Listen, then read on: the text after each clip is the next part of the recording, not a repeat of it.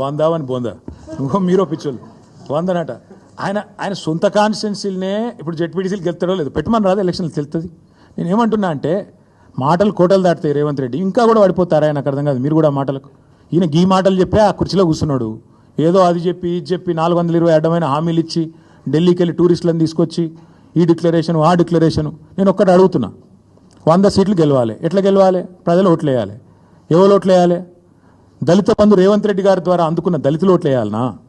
SC ST declaration అమలు చేసినందుకు 12 లక్షల అభయహస్తం ఇచ్చినందుకు దళితులు గిరిజనులు వేయాలనా? 4000 పెన్షన్లు ఇచ్చినందుకు ముసలోళ్ళు వేయాలనా? 2 లక్షల ఉద్యోగాలు ఇచ్చినందుకు పిల్లలు వేయాలనా? లేకపోతే నువ్వు 2500 ఇస్తున్నందుకు మహిళలు వేయాలనా? ఎవడేయాలి నీకు ఓటు? లేకపోతే నువ్వు ఎగ్గొట్టినందుకు రైతు బంధు రైతులు వేయాలనా? ఎవడేయాలి? ఎందుకు వేయాలి? ఏ వర్గం సంతోషంగా ఉంది? చచ్చిపోతున్న ఆటో డ్రైవర్లు వేయాలనా నీకు ఓట్లు? ఎవరేయాలి? ఏ వర్గం సంతోషంగా ఉంది తెలంగాణలో? ఒకటే ఒక వర్గం సంతోషంగా ఉంది.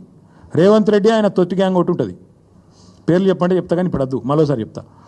ఆ తొట్టి గ్యాంగ్ మాత్రం బాగా భయంకరమైన దోపిడీ, దండుపాలెం ముఠాలక దోచుకునే పనులు ఉంది. వాళ్ళు మాత్రం సంతోషంగా ఉన్నారు.